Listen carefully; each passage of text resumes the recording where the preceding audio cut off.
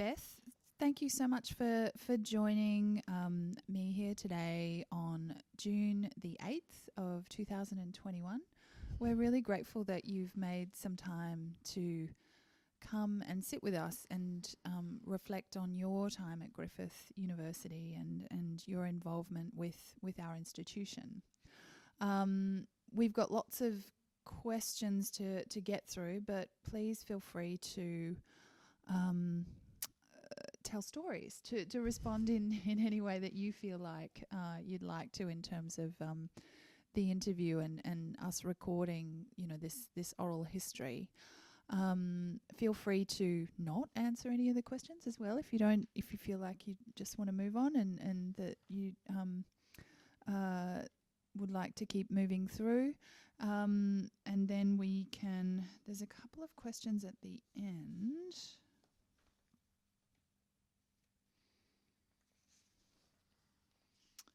Oh, yeah. So we've got about 30 questions to get through today.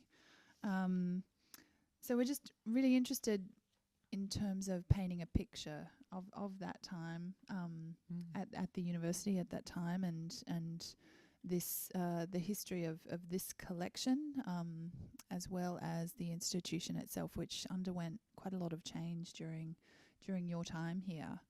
But maybe it'd be best to begin with the first question, which is, how did you come to Griffith University, Beth? Yeah, thank you, Angela. It's good to be with you and to reflect on this time, which feels like a long time ago now. How did I come to be at Griffith Artworks? I was a student at the University of Queensland in the art history department. I'd done my undergraduate and I'd just completed my honours year. Ursula Zhulakowska was my honours supervisor, and I guess I didn't really have a plan.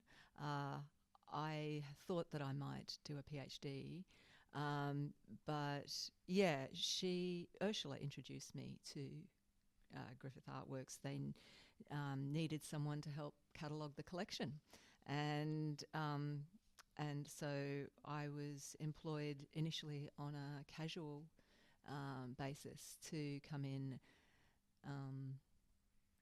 It was a time when computers were just being introduced. I did my honours thesis on a computer. That was interesting. But prior to that, all my undergraduate, we were writing pen and paper and, looking up the library using library cards. And, so there was a huge transition happening, in the workforce everywhere as a transition to computers. Griffith Artworks had bought an Apple Mac, and set up and got a guy who developed a database program for them. And they were transferring all of the records for the artworks onto this database and giving them formal accession numbers and coming up with systems to, formalise those collection records. And so I was the data entry person who worked with that database guy to make that happen. Great. And what was your knowledge of the institution at that time? Was it already called Griffith Artworks? Yes, I want to say yes. I came in 1989. But the workshop program was still running. So we were in the demountable building that was later demolished. I think the year I joined, Judy Watson had her residency, and there was a mural painted on that building. But yeah, Kath Kurzweil was there and running the studios. So I was right there. I started on the cusp of that transition from the QFDC, and its community access studio-based program and workshop program and concert program, into and a more curatorial collection-based entity. What was your sense of this institution within the community, the QFDC? Where did it fit within the sector? The QFDC was modelled on the tin sheds. It was Griffith, when it was founded in the 70s, was a university that didn't teach the arts. It had the humanities, but it had 4 faculties: the environmental science, humanities, Asian and international studies, and business. And it was an interdisciplinary university. For example, prior to them formalising environmental science didn't exist, so they got a bunch of academics who were statisticians and ecologists and a kind of, people with environmental expertise, stuck them all together and called it the Faculty of Environmental Science. So it was a very innovative, interdisciplinary, leading, institution in that way.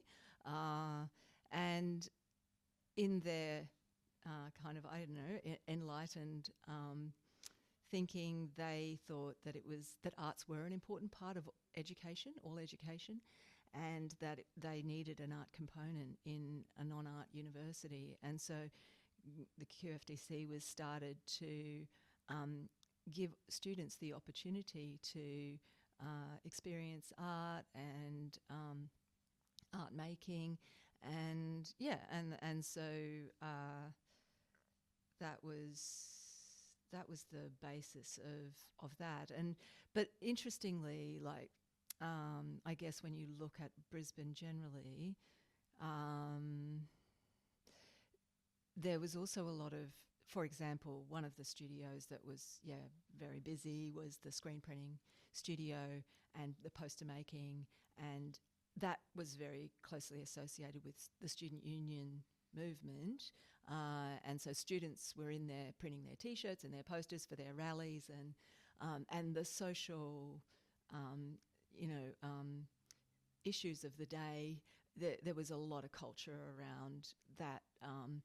Again, prior to social media and technology and those sorts of things, the hand printed poster was the medium for rallying around social issues. And so Griffith University was very busy with that, but also so was University of Queensland, and they had a very important workshop over there as well. And they were almost in competition, I think, in terms of, who could come up with the latest, greatest, taglines and, posters for those issues.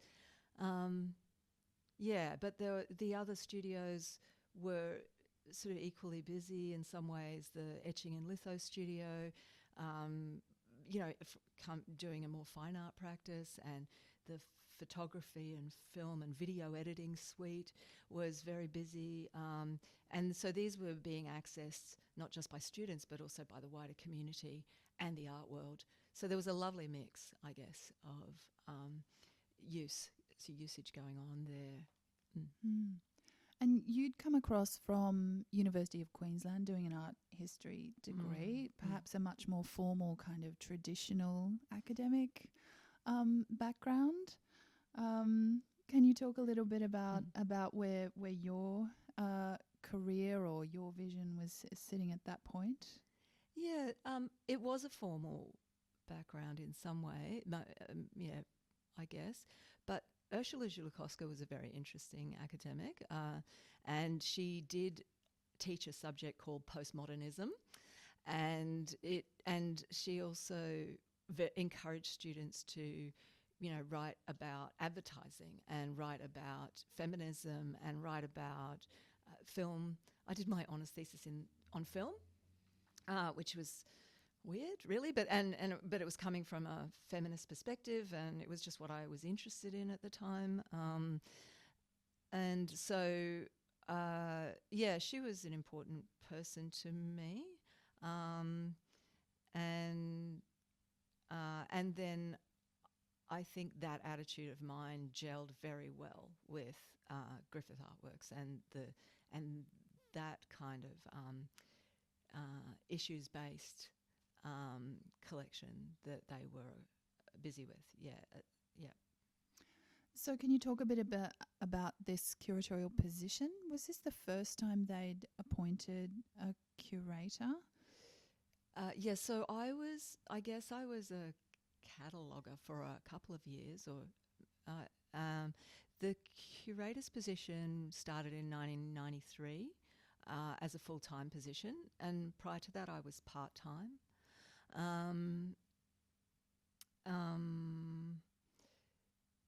The collection had a policy.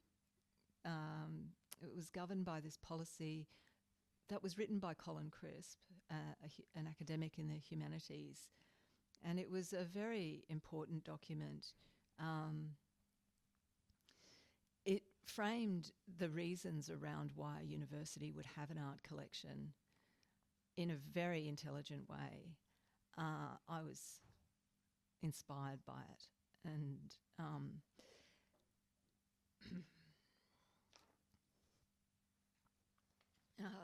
it was an issues-based collection and debate-centred, and so it was about collecting art that was about ideas, and it wasn't about collecting objects. So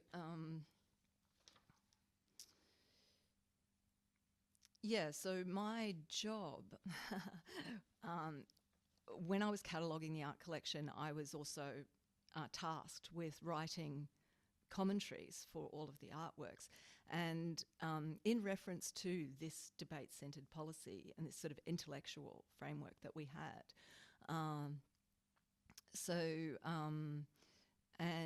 and also it was a fantastic education for me, because when you do art history degrees, obviously you focus on historical periods, and so you do your Renaissance subjects and your Impressionism and all of that, and you get a very poor, limited education in contemporary Australian art, or you did at that time anyway. And so when I was cataloguing this collection, I just was exposed to all of these, if not their best artworks, then certainly the most important names, I think, of the contemporary artists of Australia. It was always a national collection, and so I did get a really fantastic education going through the collection and writing these commentaries. Because I had this, feminist lens. It was, I remember somebody reading my commentaries, and I was straight out of uni as well. I have to say, I was very young, so I was no authority on writing commentaries on very mature artworks. But I made my best stab at it, and I remember one of the other people coming later to look at the collection, asking me, "Beth, is everything about feminism?" And I'm like, well, maybe, I don't know, but it was all I had at the time, and it was important, but I think it was my primary critical lens for a lot of the writing I did at that time. But Marguerite was happy, and I think those commentaries were really took it from being just a database into something that was a lot more substantial. And Marguerite, being the director at that time, so she was supportive of your work. What's your sense of her leadership of the institution in those first years of you joining the university? Marguerite was terrifying. She was very. She worked very long hours, very demanding, expected a lot of people, but was extremely loyal and very a good boss in that she would put in the hours to teach you what she knew and expected a very high standard of work. She had a lot of admiration for me. I don't know if it was misplaced, but because Marguerite herself was not an art world person, she had done her PhD in literature, in Australian literature, and she also came from a kind of filmmaking background that was sort of, I mean, it was perfect for Griffith at that time and the QFDC, and there was, she had no reason to feel insecure at all, but I think she did feel insecure when it came to, oh, I'm now managing an art collection and I don't have a degree in art history. And that was just her own kind of, desire to have expertise, high expertise in everything. So yeah, she was very supportive of me and really supportive of a lot of people with art expertise. So she had the acquisition program was governed by a committee of very important people.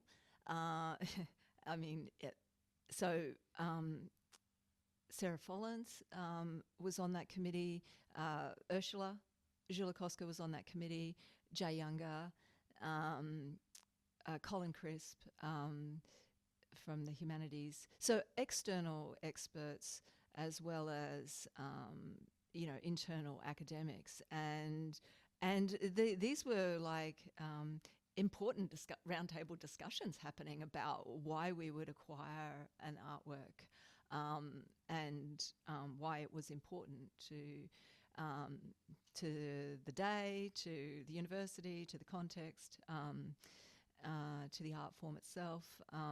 So it was a very rigorous process. When I look back, it's astonishing that they cared that this rigorous process existed for so little dollars, because the art budget, the acquisition budget itself was minuscule. It was I don't know, $12,000 or $10,000 for as long as I was always there. So I was there for 12 years or something. It never shifted. So it was a paltry amount, really. And it forced us to collect works on paper and photographs and things that were, that didn't have we couldn't afford painting. But actually that was a good thing, because we probably weren't very interested in painting.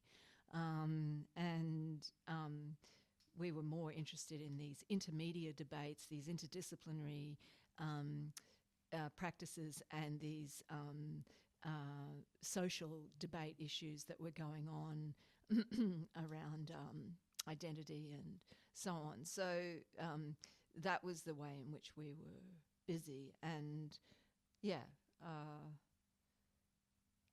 So you would present to these meetings. You would present the works for discussion. That's and right. the committee met quite regularly, didn't they? It was They a pretty did. arduous process. It was an arduous process, and we weren't very popular either with the galleries, because we would go through this two-step process where we would get slides. So this is the days before digital files even, or email. So we would get slides and we would look at all of the images, and then we would ask for the real thing. So we would have these two-stage process. We'd spend half the meeting looking at slides, and then the next half of the meeting with a bunch of work out on the table to consider. And then quite often we would order more work than we could afford. So we'd send half of it back, which used to annoy the galleries quite a lot. So they were used to a very different model where curators could walk in and just more or less guarantee a purchase, even if they had to present it for approval. There was a different mechanism going on. Whereas with us, it was like, well, you never know what the committee's going to say. We think that they might like this, but they might have some argument about whether this was really important or not, and it wouldn't get purchased. So yeah, they were very interesting meetings, and the catering was always essential, because they would go on for, I don't know, the best part of a day sometimes. Yeah. Wow. It's really interesting reflecting on this time in Brisbane and the kind of the intellectual context of the university as well, within this sphere. Do you remember, or what do you remember of Nicholas Zebrugge and this particular aspect of the Brisbane kind of art history and cultural critical theory milieu of Brisbane? You've spoken about Ursula Zulakoska, but she was just one element of a whole, it seems, community at that time surrounding the university as well. Yes. Very interesting, vibrant time with ideas. Nick was a very, very special person. He was one of those people that was an academic and an artist. And he could have those conversations with whoever. And he was very enthusiastic and encouraging. So if you wanted to, have a conference about Baudrillard, then we should ring Baudrillard up and we should ask him to come to Brisbane. And so that happened, and because he just believed that you could talk to these gurus of theory and we could have these conversations in Brisbane. And so I don't know that he was ever involved in the art acquisition panel. He was certainly someone that we just gravitated around at the time. Nick Sudis did actually. He was on the panel for a while, and again another powerhouse of ideas. That man and Nick Sudis was a curator, but he was someone who loved academia and loved working with academics. So he created those links between artists and academics, and platforming of ideas and an ideas-centred program. So, and really wanted to ask, the curly questions and be provocative and so I think there was a lot of alignment amongst those people, and figures like Luke Roberts as well were very important. Again, just somebody who was an artist, but also some kind of thought leader, someone who was a great collaborator. So people would love to work with Luke and on his performance projects and costumes and all these things. Certain people actually just created opportunities for others and nurtured others through just the nature of the way they worked. And was there much interaction with Nancy Underhill's, visiting scholars program at the University of Queensland during those years as well? Yeah, I'm trying to think. I certainly was as a student, I experienced the visiting scholar program. I guess the Peter Kennedy the scholar visit, that was a very,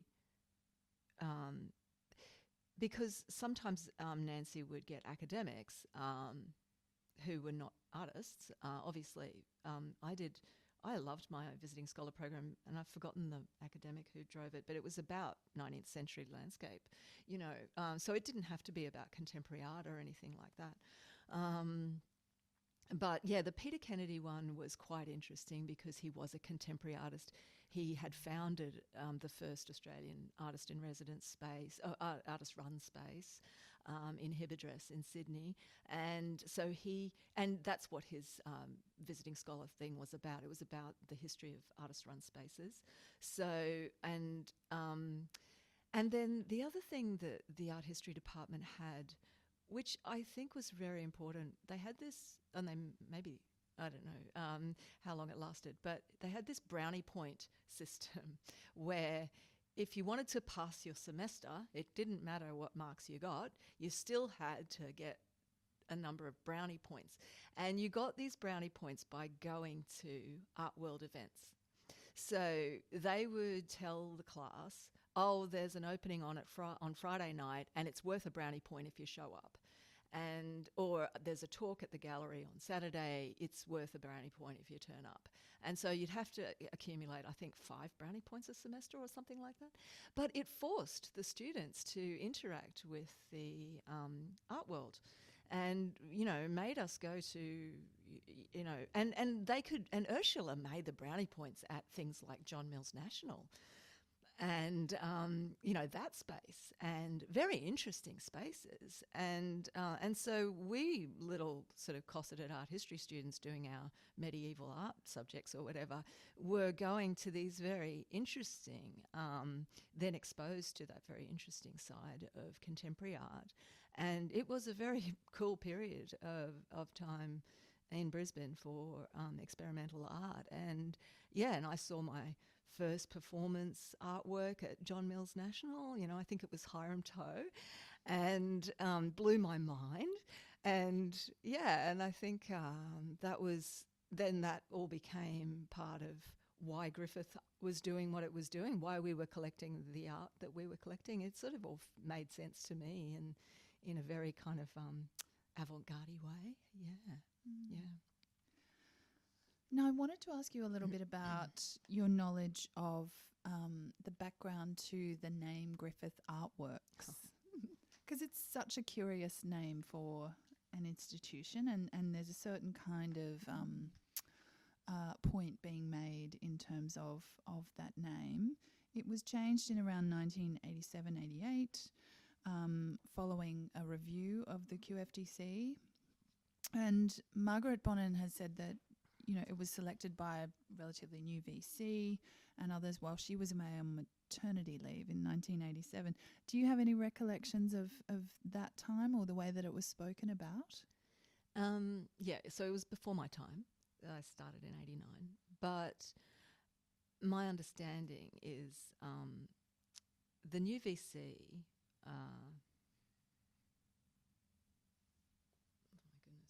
Roy Webb was an economist. Do you want to start that sentence again? Sorry.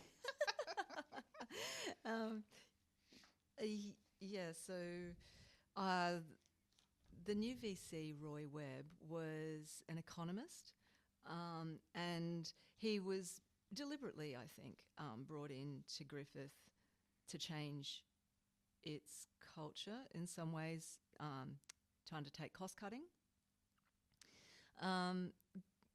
The 70s, when Griffith was founded, were heady days of good funding, and I think the QFDC had enjoyed the benefit of that sort of the Whitlam era, post-Whitlam era, generosity and belief in community, and although I have to say, the workshop program did pay for itself, and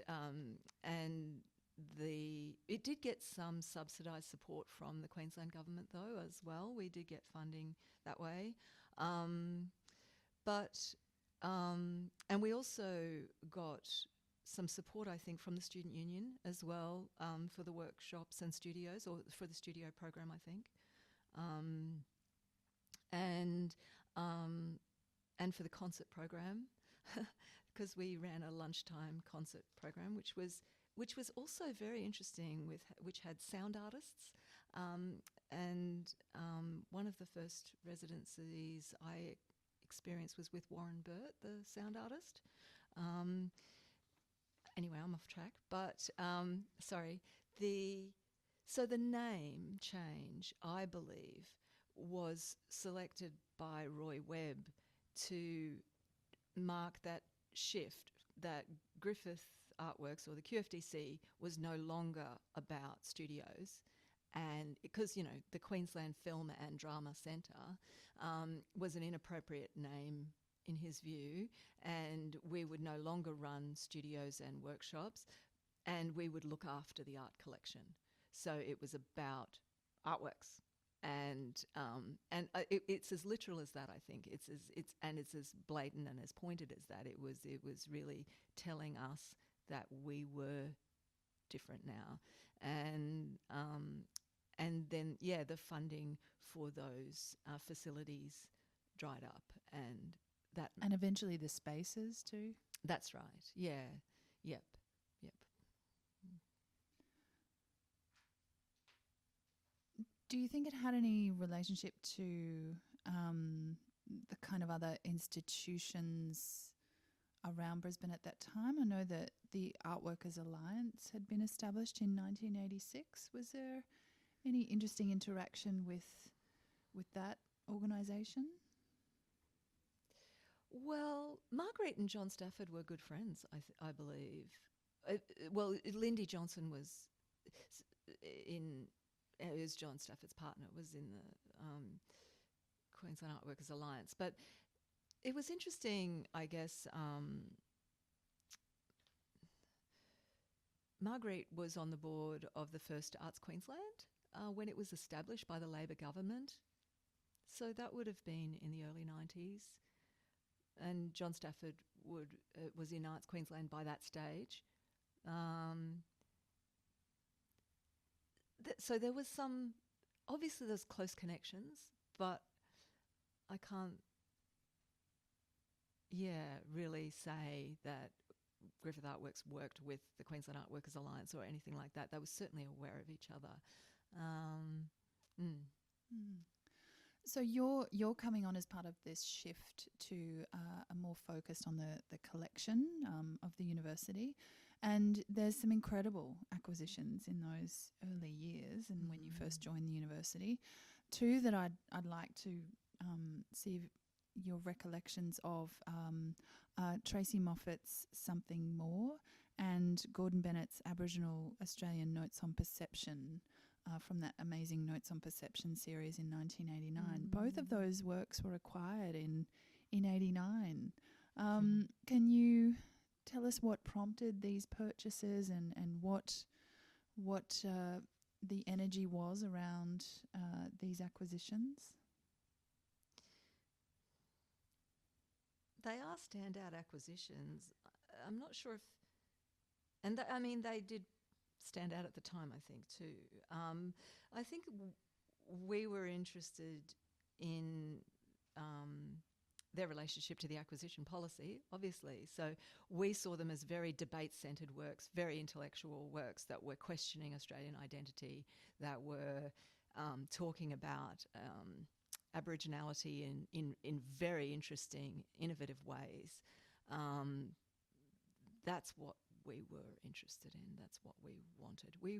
We weren't a collection that went after people's names, and we didn't have enough budget to do that anyway. We would have loved to have bought the whole Something More series, or more from the series of Gordon's as well. But we were in Poverty Street, so we picked what we thought were the best. Yeah. They're both also alumni of the school. So it was the art school at that time, the Seven Hills. Tracy did film studies, I think, and Gordon, of course, at the Queensland College of Art. Yes. That would have been known. Gordon would have been known to us. Kath taught Gordon. Because he went to TAFE, I think. Oh, anyway, I think something. Yeah, he went to TAFE or before BIA. he went to university. Oh, yeah. So I don't know. They had some connection before he went to college. But anyway, they go way back, and so that relationship would have been known, and him as a local figure. But my own recollection of Tracy is that I wasn't aware that she was a Brisbane person, and we saw the show at Rosalind Oxley. Like we through the invitation in the mail, saw that and said, we need the slides from that show. We need to see those works. And it was straight out of Sydney for us. Well, for me, I don't know, maybe Marguerite knew more than that she was Brisbane or that she had hailed from here. But so it was definitely the work itself and not her relationship to the local scene, if you like, or Brisbane or any those considerations would have been considered to be pretty hokey, if which I don't think that not valid for that context at that time. I'm not saying that they are. I think they are valid considerations, you know, that local artists and local value and all of that sort of thing. But yeah. That's fascinating. Now the political posters. So following the restructure to Griffith Artworks, a large number of political posters were transferred from the QFDC in 1990 and other years. Was this part of a process of a big kind of formalising of the art collection that you were also involved with, Beth? Can you talk a bit about that? Yeah, so the collection did come together from in a kind of amalgamated way, because the posters would have been acquired simply through donation, because people that use the studios, when they're community minded, they would leave an artist proof, or they'd leave a print from the edition, and they did the same in the etching and litho studio. So there was a pile of prints that just got, and they were pretty, rough and ready. Like, there was no real systematic kind of overview of that acquisition. It was just, pretty random, like people just who used the studio left something. But that in itself was a valuable archive of the activity of the time. And then, in some instances, we ended up with a whole stack of copies, because like with Michael Callaghan's residency, which was very important, and he produced the,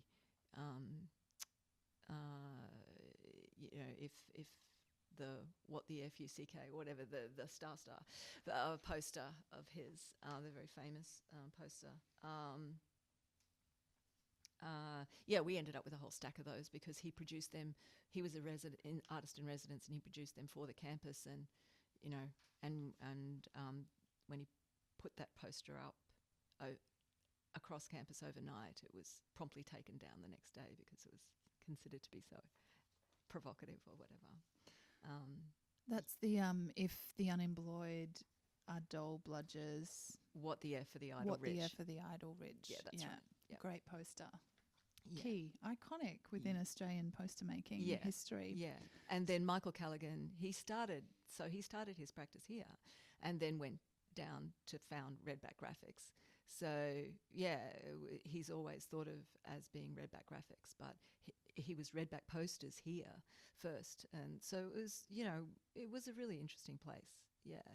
I can imagine for you managing that collection, even just documenting the artists and who'd been involved in what can be very collaborative processes, that would have been a challenge in terms of bringing those works into the collection.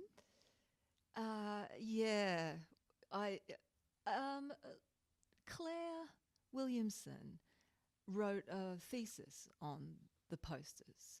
So that was Signs of the Times. Her thesis was very important. She was the same age as me. We went through university together. She did her honours at the same time, and that's when she did that. And she then, that her thesis was very helpful. Now moving to a different aspect of the collection, there's quite a lot of text and conceptually driven works in the collection by major figures, really, including Nicholas Sebrug, Richard Tipping, Ian Byrne, John Young, and Peter Tyndall. Mm-hmm. Can you talk a bit about what drove the acquisition of these works at this time? Yes, well, the policy was very focused in postmodernism and post-object art. The relationship between sign systems, the verbal and the visual. It was really busy with all of that, and so they were works on paper, but they were really also remnants of these people, these big thinkers and their practice and their output. So we're very keen on. In fact, we used to get a reputation for we would buy anything that had text in it, and it was. But sometimes it was hard to get a more conventional picture across the line, even if it was by someone really good. So yeah, it was interesting.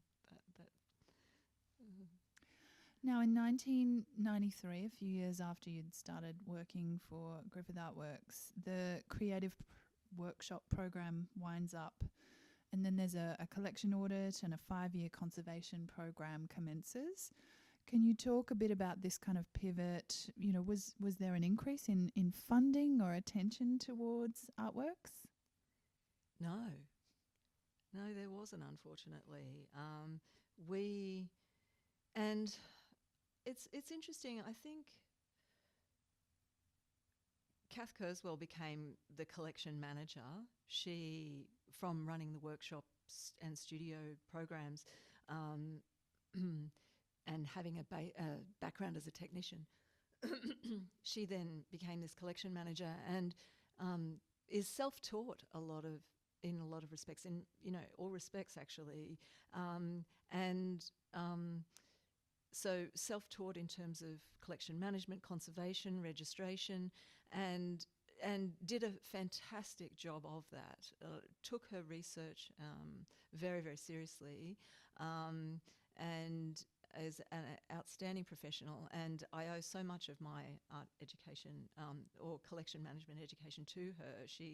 She was very, very thorough. And Marguerite was also extremely thorough. These people were just outstanding in terms of their dedication. But unfortunately, Roy Webb was hostile. He was a hostile VC for Griffith Artworks. And I think there's one layer which is a very general problem amongst universities, that they all have art collections, but they don't know why they have them. They're not seen as part of core business. They're not, a part of teaching and research, so why do we have them, kind of thing. But I think there was another layer on top of that where Roy Webb really didn't appreciate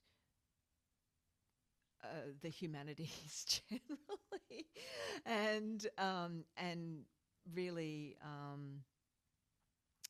I know at one stage we thought we'd get Ian Lowe onto our management committee, because we had the art acquisition panel, but we also had a management committee which had some very heavyweights in the university that were allies.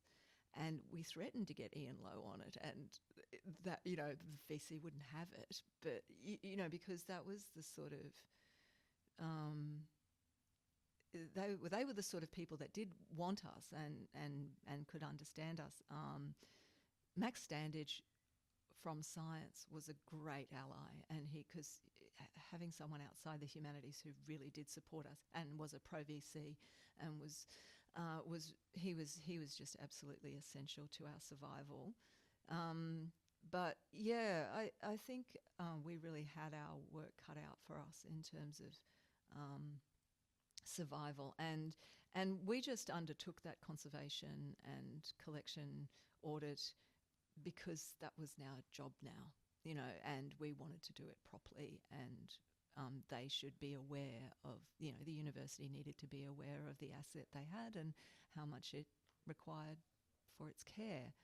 But that said, because we didn't have a lot of money for its care, we certainly, and because the collection was displayed throughout the university buildings in these non-museum standard conditions, then, we did have a kind of de facto policy of the collection will just be displayed to death. We couldn't rotate works on paper every 3 months and put them into darkness and reframe them and take things in and out of frames. We just simply could not do that. And we took the view that the collection was there to be viewed, and let's get it out there, and let's just display it, and it's not there for posterity's sake. It's there because we want people to see it, students to see it, academics to see it, and yeah. Was there a policy driving that you recall, or was the collection being displayed throughout university buildings, was that quite a kind of less formal process? It was actually quite formal in a way, because this was I think this might have been from the beginning of the university, because it was certainly before my time, that there was a little percentage of funds for every building that was built, that was dedicated to the installation of hanging track. And it was a minuscule amount, but it actually formally wedded the collection to the buildings. And we would, and we had this relationship with facilities management where, when buildings were being built, we would be shown the plans, and we would mark up the plans where the hanging track would go, and then we'd go in to see, and we'd find out that they'd put a clock right in the middle of our wall and things like that. But, it was a known relationship. And then also, whenever they were doing work in the buildings, they'd have to notify us, because we'd have to take the artwork out to protect the artwork and all of that. So, it became, I don't know if it must have been written down somewhere, but I don't recall seeing that. But it was certainly, a formal relationship. I think that universities can use their displays of works from their collection within public areas in quite a strategic way. They convey values in all sorts of ways. Can you recall some of the displays that would have gone into the Chancellery or some of the more public spaces? I don't think I was helpful in that way. Maybe because... Well, we did have a policy that we would not hang in offices.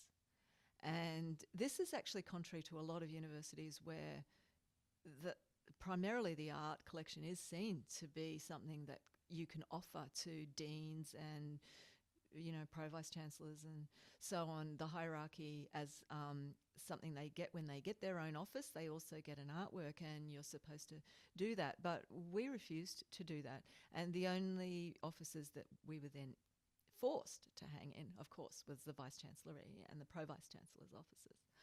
But it was actually very hard. We just didn't have a decorative art collection, so it was hard for them to choose a work as well.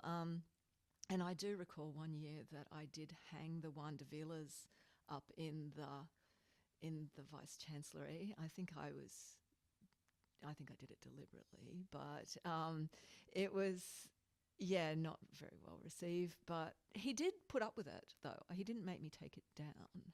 And that was all Juan de Villa, they were video stills, and one of them is him holding up this sign, disobedience, and I thought it was very radical, and I was just trying to make my point in a way. But and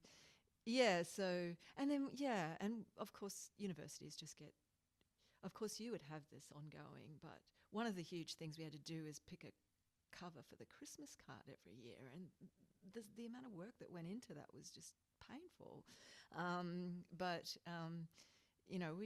We didn't have that sort of art collection. It was a huge part of my job to actually curate little exhibitions for the teaching and learning areas. And so, I would love it. I loved putting artworks into environmental science buildings and putting those works that dealt with environmental issues in those buildings, and art, so this interdisciplinary art collection really had its purpose to make sense in all of these different contexts. We would really try to marry the artists, the artworks with the teaching and learning area themes and issues, and that was really satisfying, that work. And we we generally got a lot of support and good feedback, in that way from the community.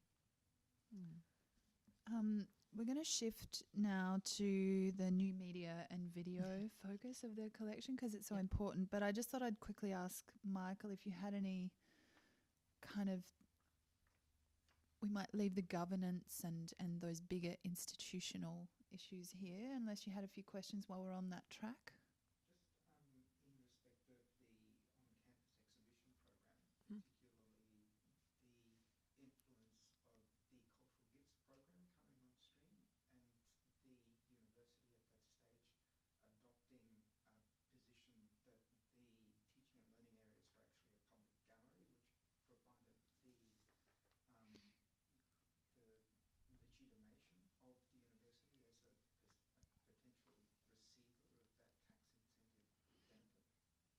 Do you remember that, Beth? When I Maybe so I can frame it as a question though, because that wouldn't Okay. have been picked up in the audio. Yeah. So it's about the establishment of cultural gifts program. Yeah. Okay. So in terms of this increasing status or professionalisation of the collection and the way that it was administered, the university acquires a status of a deductible gift recipient through the federal government's cultural gifts program, and gifts start being received. Do you recall that process and what impact that might have had within displays and the collection itself? Not exactly. When I started, we always had central theatres on the Nathan campus, which had a big foyer, like biggish, and hanging track in that foyer. And we used to call that a gallery. Kind of, it was the closest thing we had to a gallery. And Central Theatres was also the place for the lunchtime concert program. So, and then there was a green room there that, you know, the performers used to use for that program, which later became the collection storage space. So that was sort of our closest thing we had to a gallery. There were many plans floated for a gallery, whether they be at Nathan or elsewhere, and in various sort of, as a standalone or amalgamated with other things, other centres that were being restaurants, eco-centres, goodness knows. You know, we tried various ways and means to get a gallery, and none of them really happened. I can't recall the first cultural gifts program donation that I ever handled. I remember the Davida Allens, but that was much later in my time with the collection. So that was probably not the first. It was just very significant. And it was a wonderful donation. Davida gave us the paintings from the Death of Her Father series. And she specifically said that she admired the way the artworks were hung throughout the university, and the didactic panels that were accompanying them that spoke about the works and the relationship to the places they were hung, and so she, you know, I don't know, she felt moved to give us that series, and I was just blown away because they're so beautiful. Any other questions, Michael, before we move on? Lots of notes. Yeah. That's okay. So, Beth, a great legacy of your time at the university and your involvement with Griffith Artworks is the new media art and video collection. What sparked your interest in this particular aspect and medium?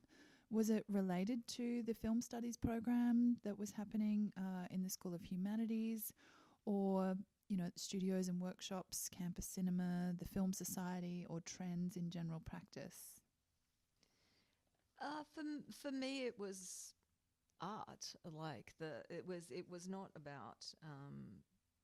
It was the most interesting thing that was happening in the art world, but I have a passion and always have for performance art, and that's not collectible, and so I was interested in documentation of performance art, and we had acquired some photographs, even of installations as well. So installation art was also, you know, huge and very important thing that was happening in all the contemporary art spaces at that time. So just getting out of the frame and off the wall. And yeah, we had some photographs of Wendy Mills' installation work, and so, but it was not just my idea; it was Marguerite's idea. So she also had we just shared that same passion, I think, for the art form.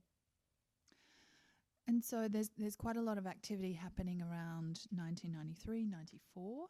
At one stage, there's both a filmmaker in residence, which was Jeffrey Weary, and then also a video artist in residence, which was John Gillies. Was this a deliberate pairing, do you think? So we got the collection development grant of 60,000. This was from the Australia Council? Yes, and it was the highest collection development grant awarded under that program. And it was to collect video, art and documentation of performance. And this all sprung out of one of the debates in the art collection policy was the impact of technology on art. It was a central debate. We were interested in it. We wanted to collect in that area.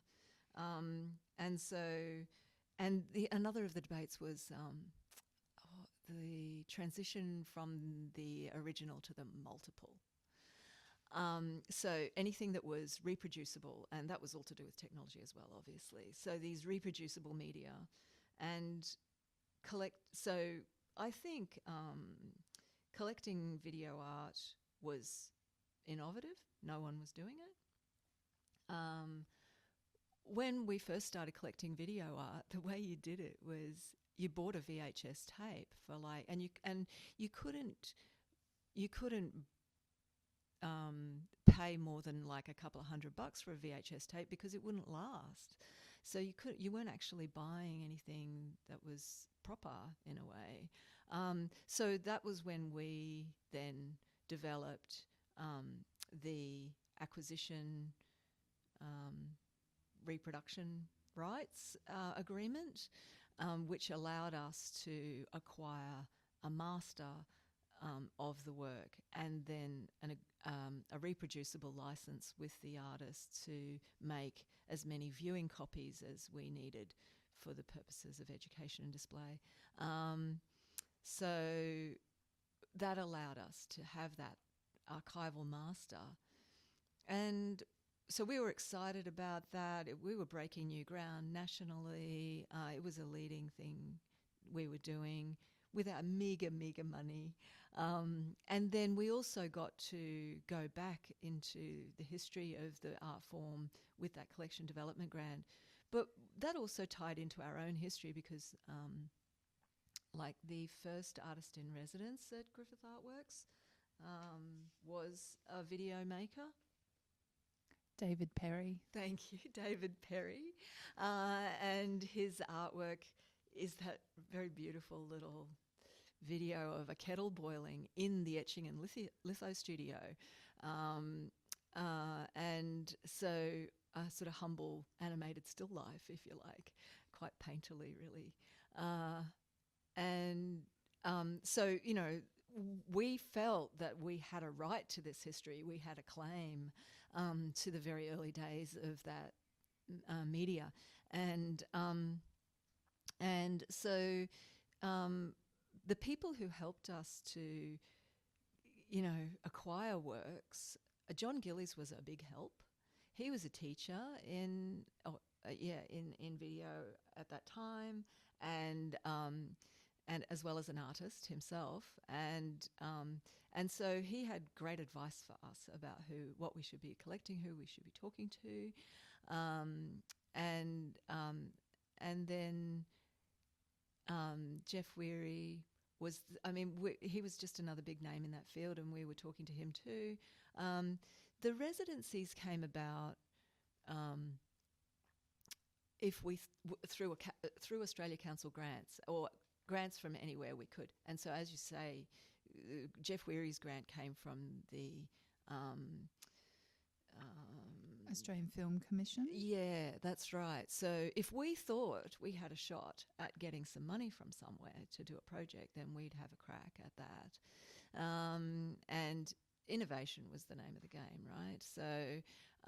So yeah, Jeff Weary's work is a lot more filmic, but it was very artistic work, and yeah, very different aesthetic to John's.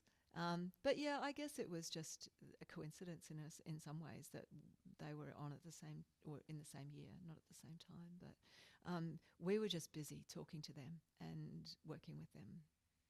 And spending these funds. Did they have to be spent within a certain kind of time period? Because, it seems like 1993-94 is a huge amount of activities going on. Yeah. I guess we would have. But I can't recall whether I guess there would have been a sunset clause on the expenditure. I don't remember. Yeah. There's also, you curated Interfaces, Art and Technology, which opened at the Gold Coast campus and then toured 7 regional venues in 1994. Can you talk a bit about exhibitions and this one touring in particular? Yeah, so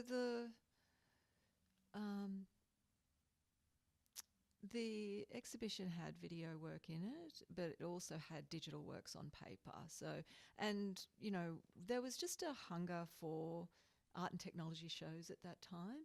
But I do recall that by the end of the tour, and this was really just in a couple of years' time, it already looked dated. Like, people were a little bit disappointed about, the last venue, I think, was a bit disappointed about the fact that it was just framed works on the wall and a video, instead of these more, CD-ROMs were coming out, or I don't know, these more projection-based works, or more, challenging kind of technology-based things that were obviously a big part of what was going on in the scene. But, we were just limited in terms of what you can put in a touring show. But yeah, Peter Callis's work was very important. Adam Walter, his prints, very important. And Adam and Nick Zerbrug collaborated.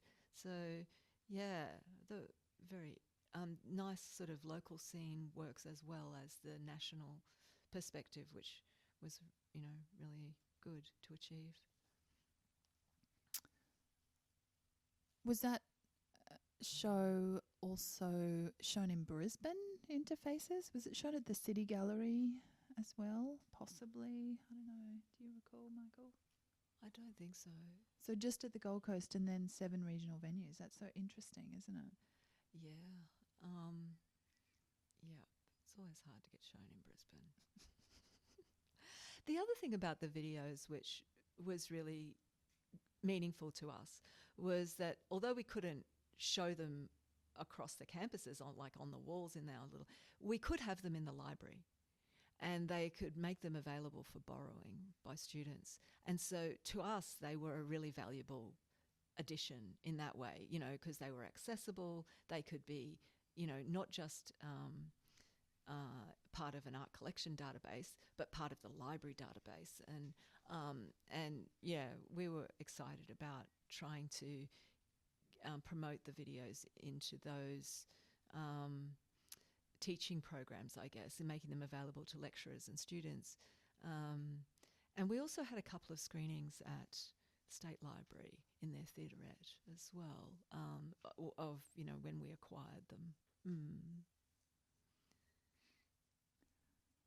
I think we'll get to Kim Machin a bit later. So the acquisitions policy is rewritten in 1994 into a document that covers 95 to 97. Can you talk about, was there any institutional change that drove that change? I don't think so. I think it was just coming up for a refresh, and we just wanted to take another look at it. Yeah, and it was great fun. Like, thinking about our debates and were they still relevant, and had they shifted. And one of the things I remember about that was we were having a residency at the time with Marion Pastorosas. She's a curator and historian from the Philippines. And we did it at the same time as the APT, so 93. Her and I curated an exhibition from the collection that was shown in the Central Theatres Gallery at the same time as the APT as our kind of parallel project. But she added the debate, the tension between artifact and art object, because she has an anthropology background, and for her, the Philippines, looking at all of the indigenous cultures of the Philippine archipelago and their shifting identity and the impact of postmodernism, I guess, on those cultures, that discourse was very important to her. She was very, very busy with it, and she was fascinated by contemporary Aboriginal art, and so she wanted us to have that in the policy at that time. That's really interesting. And so APT begins in 1993. Does that have a big impact? So that obviously is one aspect. It has an impact on your policies and perspectives of collecting. And what about more broadly in terms of the Asia Pacific region and Griffith's context within that? Well, the collection doesn't collect internationally, but that said, Brisbane is a cosmopolitan place, and that cultural diversity is very important. And Asian and International Studies was one of the founding faculties of Griffith University, so it was very relevant to Griffith, and I think we welcomed the APT and any relationship we could have with it. Really, it was exciting. It was very exciting, and those early conferences as well of the first APTs were vital. They were so exciting,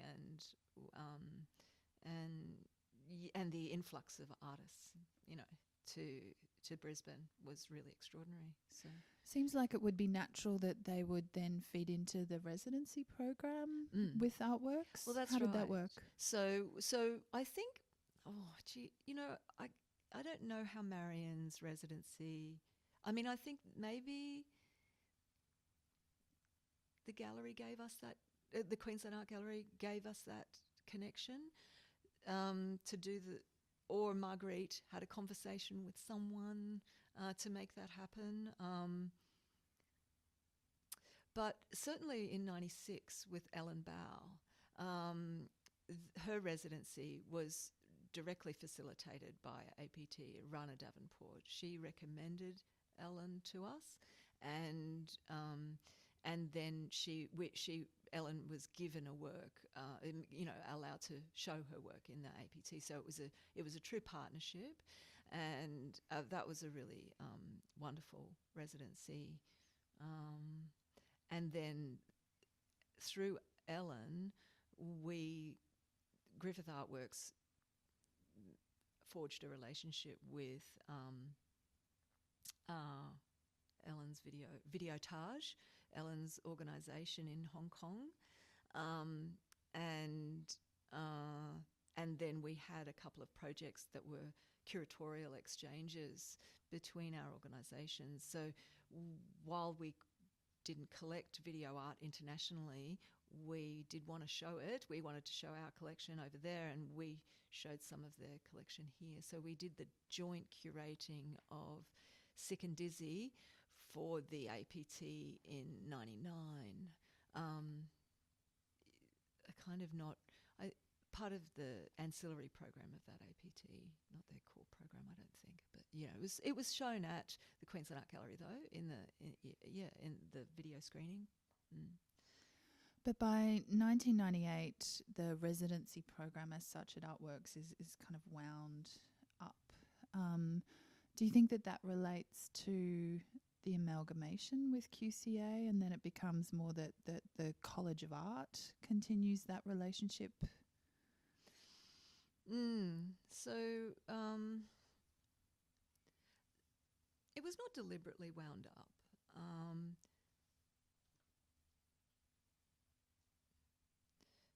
Roy Webb instructed Griffith Artworks that if they were going to do any projects, they had to do it in partnership with others, with another faculty. We weren't allowed to act independently. So the last residency was that partnership with the supercomputer facility and Jeremy Hines. So we were happy to do that, but it does make things more challenging in a way. That's the same with the touring exhibition, the Art, Law, Justice, the Reform exhibition, which was a partnership working with the Faculty of Law. So that's, according to that directive from the Vice-Chancellor, we had to work with other faculties if we wanted to do projects, and that's how those came about. The amalgamations with the colleges was a huge shift for Griffith. Griffith went from being a little university that didn't teach art to being the biggest art institution in the country. We amalgamated with 2 teachers' colleges that taught art education, plus the Conservatorium of Music and the College of Art. So, and we amalgamated with their art collections too, which was kind of not that they were significant, but it was more work for us. And then we had to exhibit the collection across 5 campuses, which was very challenging, as you know, Angela.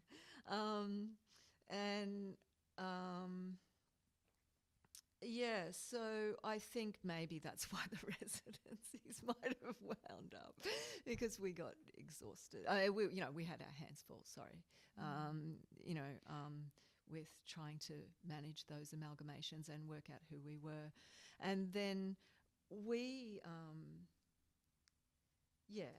as you know, we eventually were given the management of the Queensland College of Art gallery. Like, they had a gallery at Seven Hills, and when they moved to South Bank, that gallery became Griffith Artworks.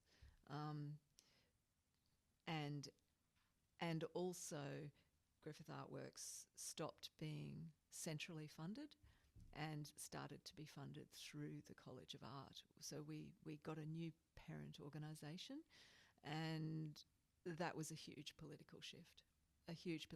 So it marked, and that's when I left, because that marked the new director of that art college, Mostyn Bramley Moore, did not want the acquisition panel. He did not want the acquisition policy. He did not. And did not want the independence of that entity that was Griffith Artworks. It became very much subsumed under the management of the college. So, and that was something I saw the writing on the wall. I didn't want to participate in that.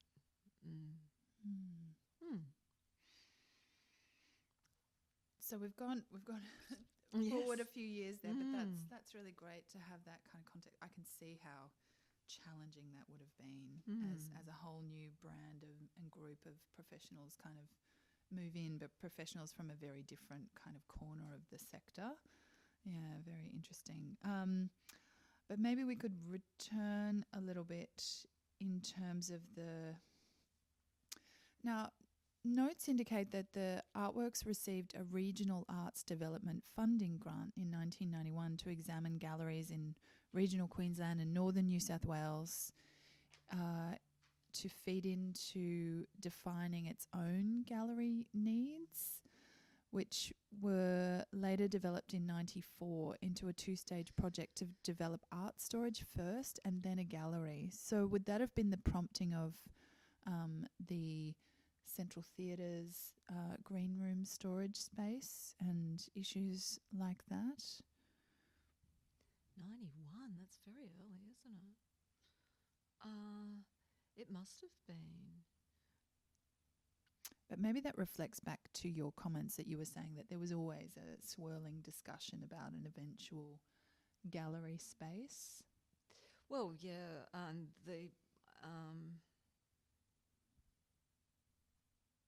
just the desperate need for infrastructure to support the collection storage and proper storage and climate control and things like that we really needed. But it was a long time coming. That was, yeah. we did have a rather tragic, I don't know whether this story is worth telling, but in the green room, we wanted to we wanted to take over the whole green room for storage, and we had this problem that there was a grand piano in it, and that was a leftover from the concert program, and so we had this brilliant idea that we will give the piano to the con because they would want it, and now that we're amalgamating with these places, surely they will take this thing off our hands. And so when Mostyn came on board, he was our new boss, I asked him, would he please, have a conversation with the VC and get rid of this piano.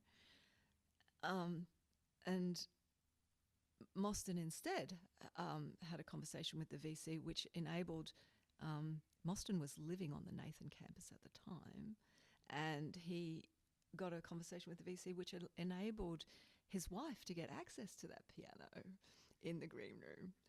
And therefore, if it was her getting access, then any con students that were living on the campus, on the Nathan campus, could get access to the piano for practicing. So we had to build a cage around the piano, and the piano had to stay in the middle of the store because we needed secure access. If they were going to have access, we couldn't allow them access to the collection, so we had to build a cage around the piano. It was one of those conversations which brought me to tears, really. I just couldn't understand how that could have possibly backfired on me, what I thought was quite a straightforward thing. So God knows when that piano ever did eventually, I think, end up with the con. It was... universities.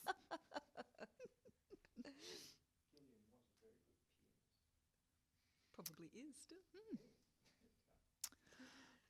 I want to ask you about a couple of personalities.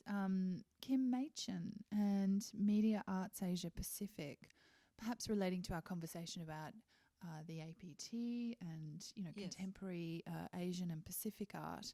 How did Kim Machin fit into the picture in terms of what Griffith Artworks was doing at this time with video art and technology?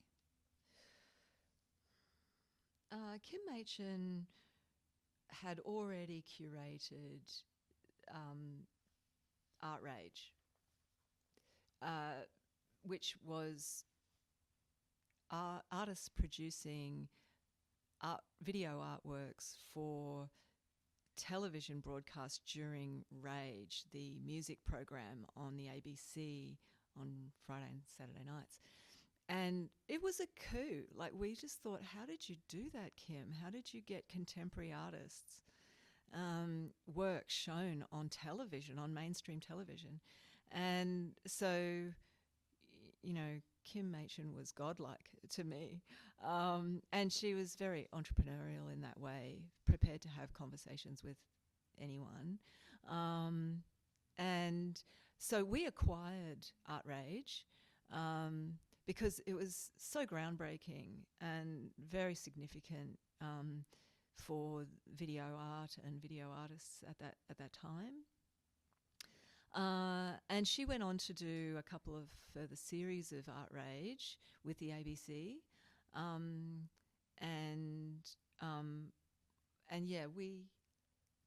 I wrote the education kit that went with the children's Art Rage, which must have been a touring show at some point, I think. But so anyway, it was through those acquisitions that we started our initial association. But then when Kim established herself in Brisbane, she founded this organisation, Multimedia Art Asia Pacific.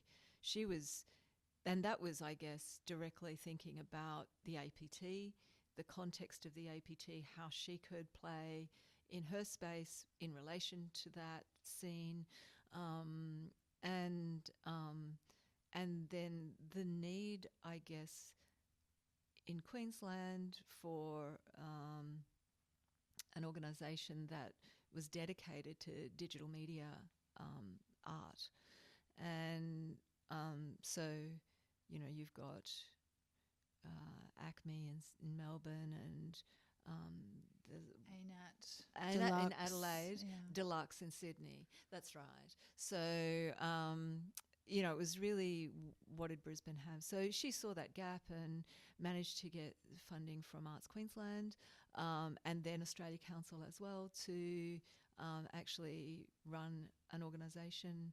And I was the first chair, I think, of MAP. So I was on her management committee. And then we did a couple of things jointly. So the Jeremy Hines residency in '99 was part of the MAP Festival, but the initial MAP Festival, I curated an exhibition under the auspices of MAP, but that wasn't part of Griffith Artworks. That was a sort of separate thing I did for MAP. But yeah, we were tight for a while. And Griffith Artworks would also auspice her grants because, she didn't have before she got organisational status. So we really helped each other to establish those sort of that sort of curatorial digital media scene. So, Beth, in 1996, you curate a 25 survey.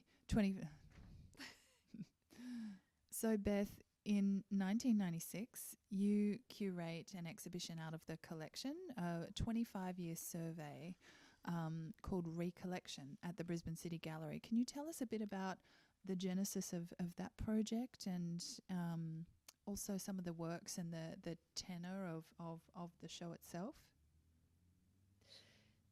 Yeah, that was a very significant show for me personally and for the university and for the art collection.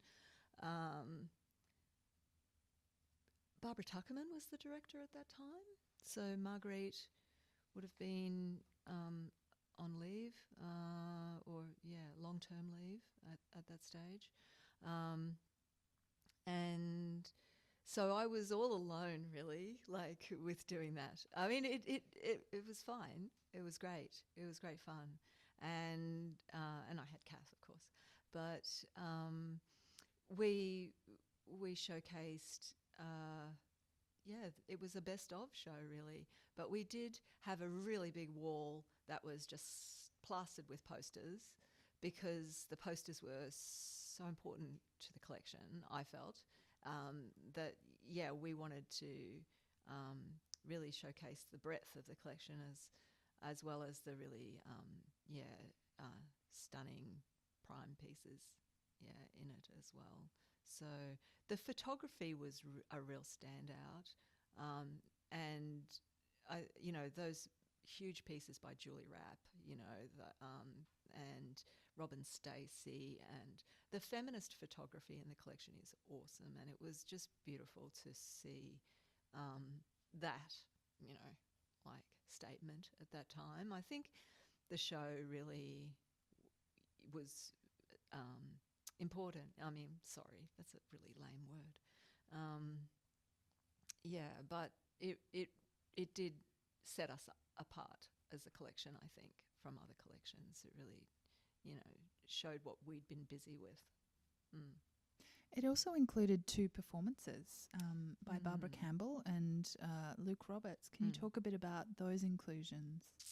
Yeah, so again, performance art was important part of what we were busy with, focused on, and we saw it as an opportunity to add to the collection. So if we had some we commissioned new performances for this opening event, then we could video them and have the video documentation brought into the collection and then showcase these artists. But Barbara had done a residency with us as well.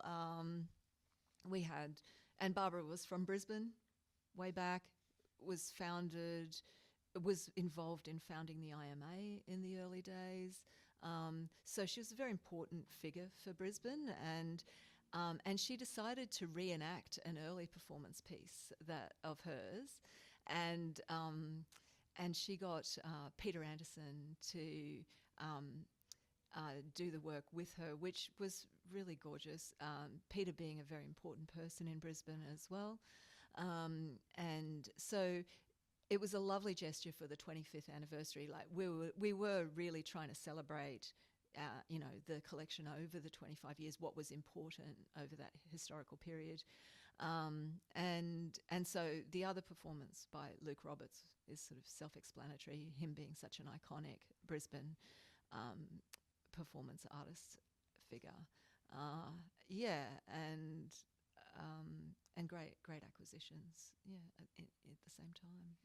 It was also a catalogue published as well. So having the works documented in that form was pretty significant. Yeah. And the opening night was great. Yeah. What about the... Oh.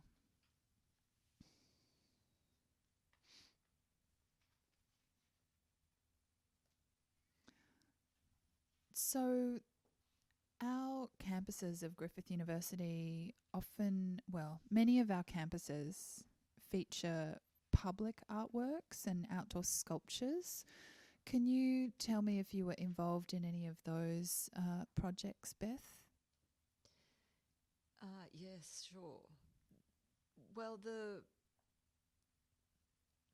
work by Bill Yaxley at Nathan, that predates me. But I was aware and made aware of the history of that commission.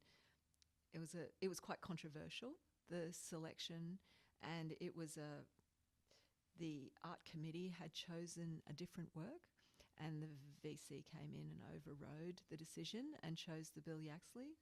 So it's always haunted me that we could have had a Ken Unsworth. And it would have been a very important Ken Unsworth, because he was at the very early stages then of his career, and it was I've seen the sketches, and so I was it would have been an awesome piece, actually. But not to say that the Bill Yaxley was also an interesting work. I think what I loved about Bill's was the little trees that were planted in a circle around the piece, and so the integration that he had with the native landscape, which is, core to the Nathan campus experience. And so that was interesting to have that work as part of the collection from its early days. And so and that relationship with the campus environment. So when they built the new administration building at the Nathan campus, we took the opportunity to commission a new permanent art piece for the campus. Oh, you've just made me remember there was also a work by Neville Matthews in the collection. That predates me as well. And that's a iconic work of his, a really gorgeous stainless steel piece. Important Brisbane figure, and abstractionist, But so when we commissioned some concepts for the new administration building, and I mean you've noted in your question here that Wendy Mills' concept was knocked back, but Hilary Boscott's work was selected by the committee, and it was considered to be more contemporary in its approach and themes. So it was a distributed series of things. So there was a photographic prints onto aluminium and engraved work in the concrete. And it was kind of an installation, if you like, that was meant to create a kind of space or a zone of ideas about the environment. And I guess it was I guess a controversial outcome in some ways, but in keeping with the kind of ideas and kind of post-object uh, um, ethos of the collection policy. Yeah. What about the Logan campus? There Oh, was yeah, quite that an was extensive public art project there. Yeah, well, we got a grant for that from Arts Queensland, and yeah, they were substantial pieces. That was a lot of work, actually. So the Logan campus was built from ground up. You know, like it was a greenfield site, so um, brand new, and we thought, yeah, it needs some art pieces to really make it a better learning environment. So, yeah, Nola Farman was just doing really interesting things in public art at that time, and we thought she would be a really good choice. And so Nola was from Sydney, and then Mona was really important Brisbane figure who'd also been working in public art and sculpture, and then Rick Rosa was the Indigenous artist that we put forward, and he had, he was local, he had links to the Logan area, and we thought that was just really important, that Indigenous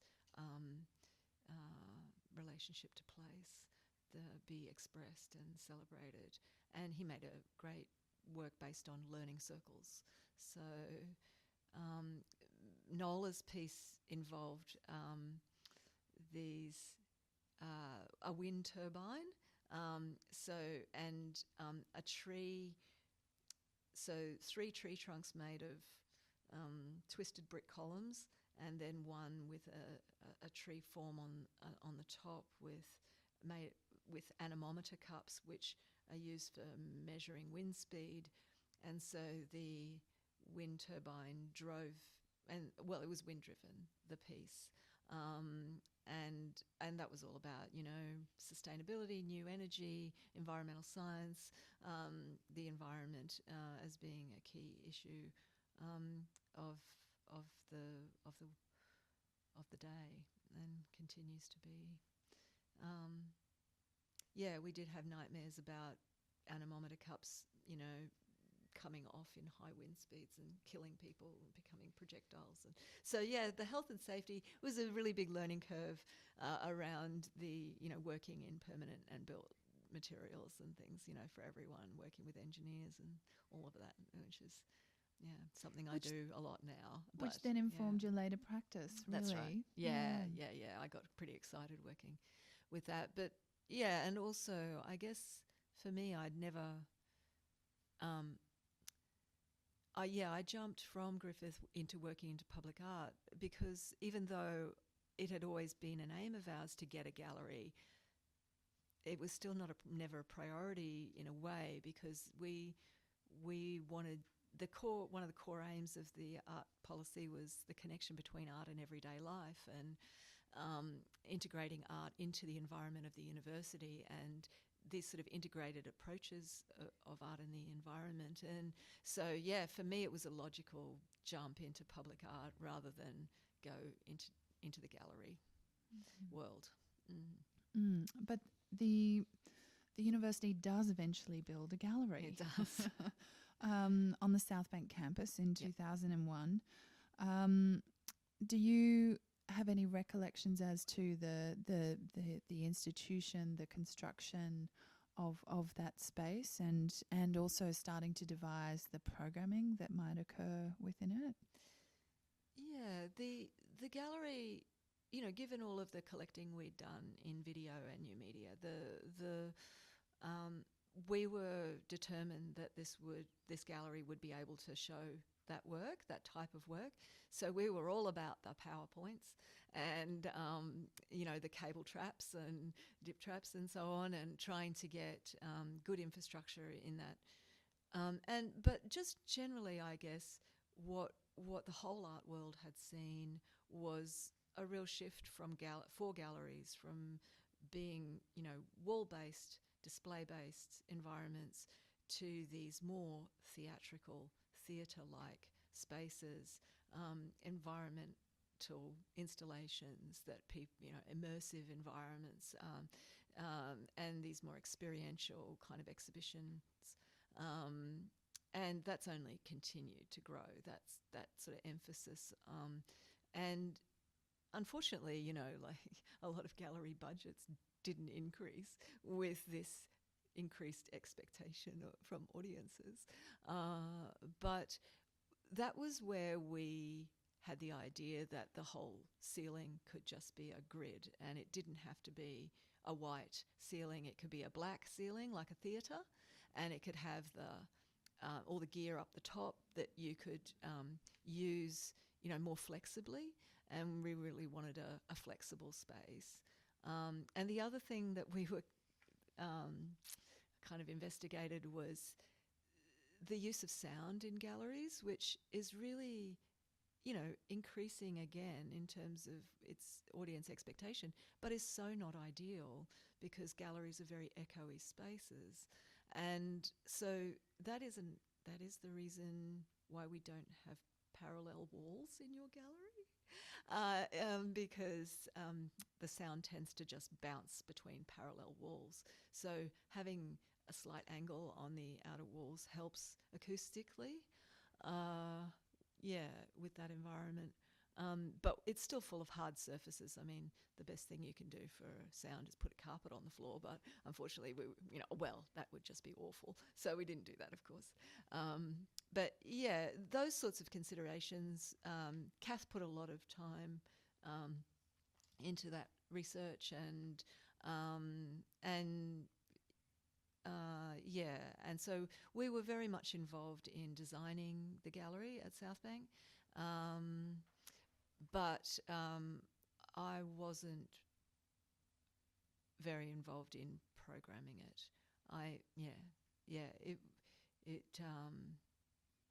didn't happen.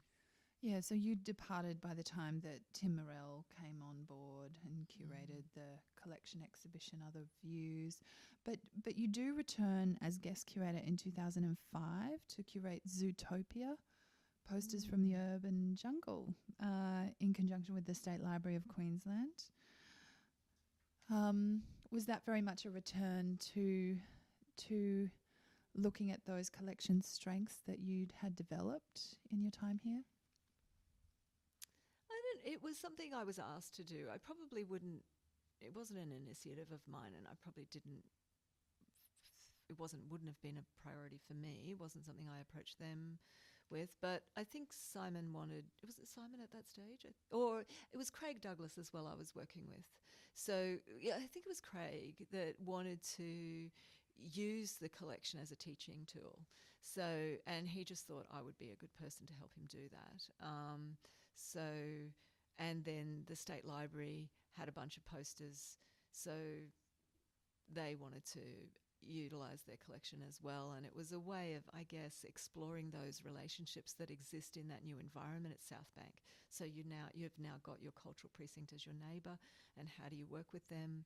And what do the students get out of that new location? And so I think that's where that came from. I had done some teaching when I was the director of Griffith Artworks. It was considered to be a kind of academic equivalent position.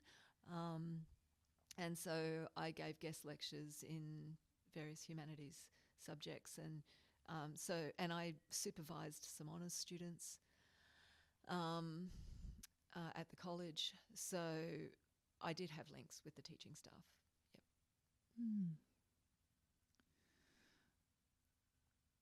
When you look back on your time, which was well over a decade of experience with this institution and through a lot of change, what would you consider to have been your most rewarding experience in your time with Griffith Artworks? Oh my goodness.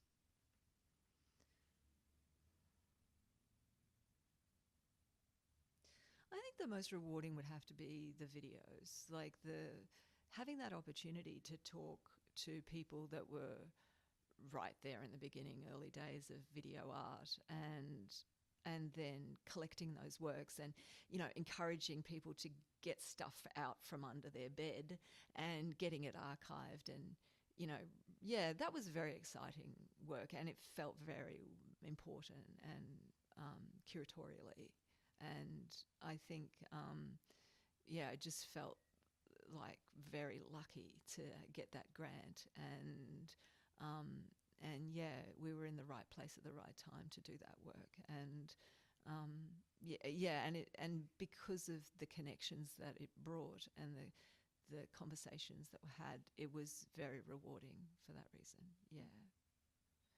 Well, we've now digitised all of those Amazing video works in the collection in a program that's taken 3 or 4 years to kind of complete, but it feels good to now have them all secure and preserved for the future, because it is such a fugitive medium in many ways. But yes, we're grateful for that legacy, because we are now described as having the most significant collection of early video art in the country. So thank you for that. Are there any other aspects of your time with Griffith Artworks that you would consider to be a significant legacy? Well, at the time, we did another iteration of the policy, but it probably didn't even get endorsed. I don't know. It would have been close to when I was leaving. And I thought at the time when I was writing it that it was the most important thing I had ever done for Griffith Artworks. So I was very attached to that document. It was very important. And I've never seen anything like it before or since. Just the valuing of art as an idea rather than an object is a very hard conversation to have, and when it comes to collections. So that was important to me. And I think, one of the other things we did was we were one of the first, I think we were the first in Queensland collection to be made available online. So we got a tiny grant from Arts Queensland. I think it was $5,000 or something. And they didn't believe we would do it. I remember talking to them that you think you can do that for $5,000? And we went, well, yeah. But it was a dinky little thing. Like, it was just, a publishing interface on FileMaker Pro to the web, of all of our little photos and our little. But it was huge for me, because, that was what I'd started doing when I started at Griffith Artworks. I started on this little database, and then publishing it on the web was like, oh, that's awesome. And I, and especially at a time when it's like, we can have pictures on the internet. It's amazing. And now you wouldn't bat an eye, or, it's just not even anything. But it was a big deal then. Well, many of our national institutions don't have their entire collections online still remaining now. So we're proud that our entire collection sits online. And whilst the interface isn't as fancy as certain other institutions, it's still there. The information is there and can be accessed if you're looking for it. Yeah. So Exactly. Thank you. That is an amazing legacy. I wonder whether there was anything further that you wanted to add, Beth, about your time here and your recollections. I don't think so. I didn't. Other key colleagues, maybe? The connections the questions have been comprehensive. So thank you, Angela. It's been helpful to be managed like this, because certainly it's overwhelming when you think about the amount of work that was done, and it doesn't really, to me, bear thinking about. Other colleagues, Beth Porter, of course, and it was great working with another Beth, if not weird.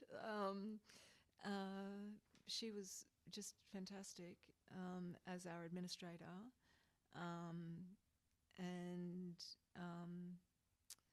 briefly Panos Kouros was our project officer. He did some lovely projects with us with electric teepee, and some very nice little projects. Yeah, yeah. Oh, so many artists that we work with. But yeah, where do you start? Mm.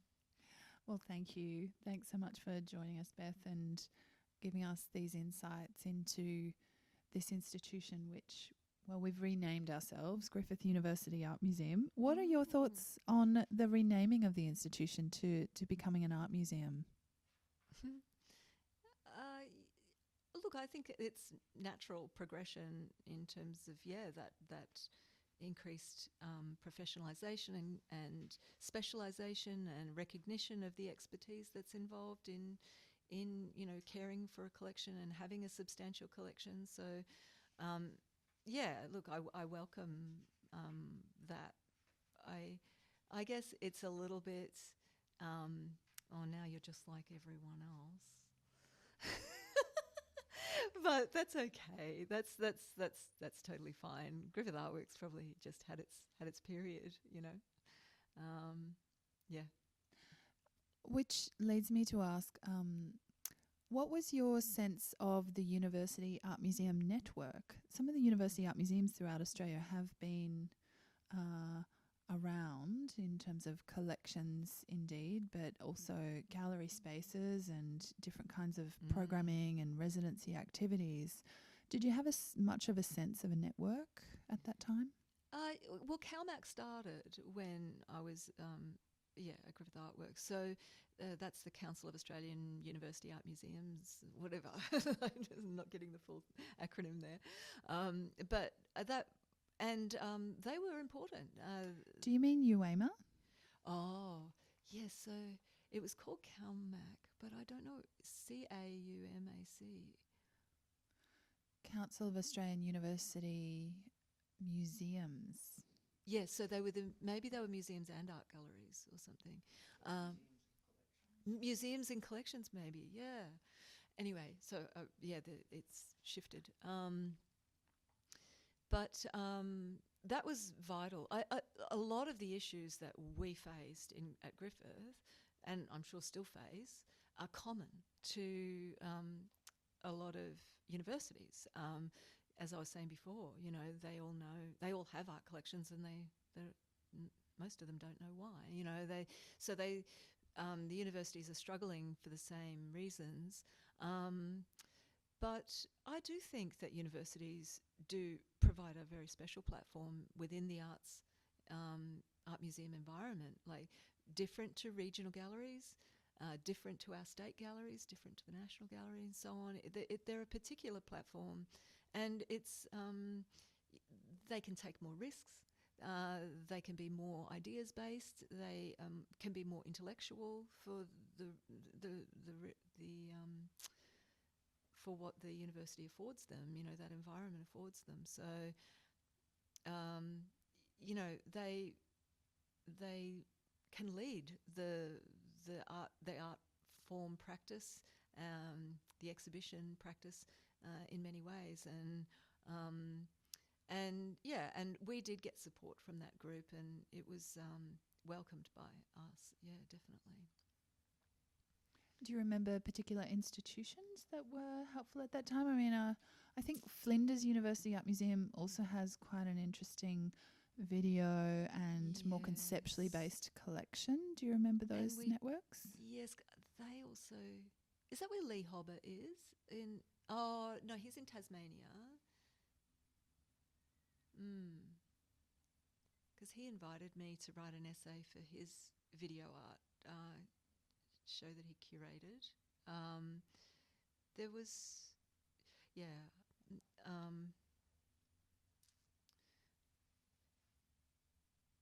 I don't think particular universities are not jumping into my mind. No.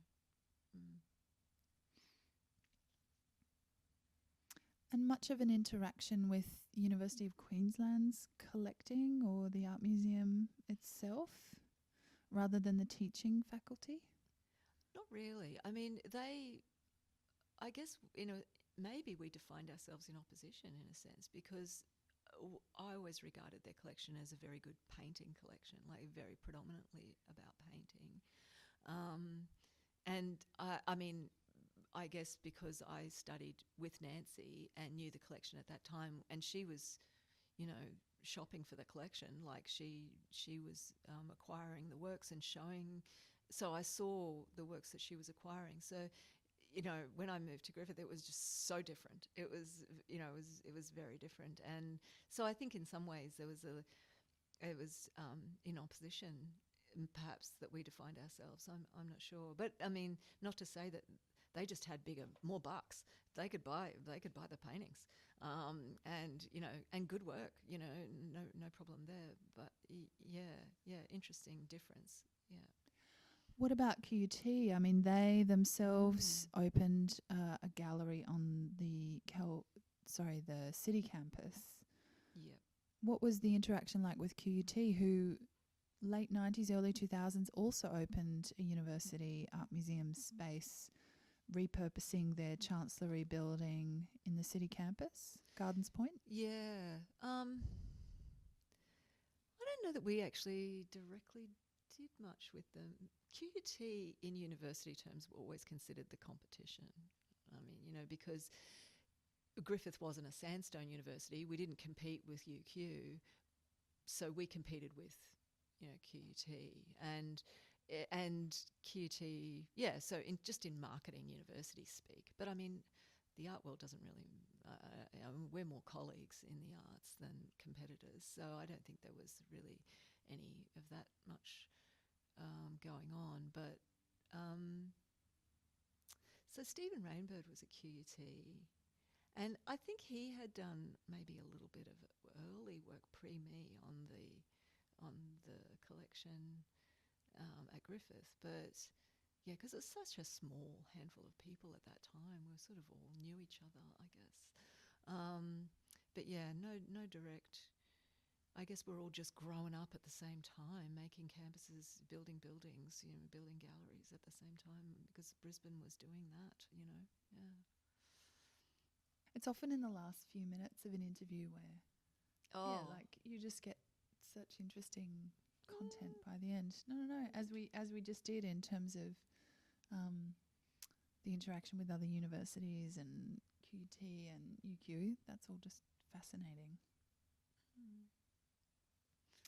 Well, thank you, Beth. We really appreciate it. It's just so invaluable to have this kind of information and knowledge. And yeah, it's obviously, as universities can be all sorts of water under the bridge and different personalities and different interactions. But what stands and what remains is the collection. For sure, yeah. Yep. So thank you.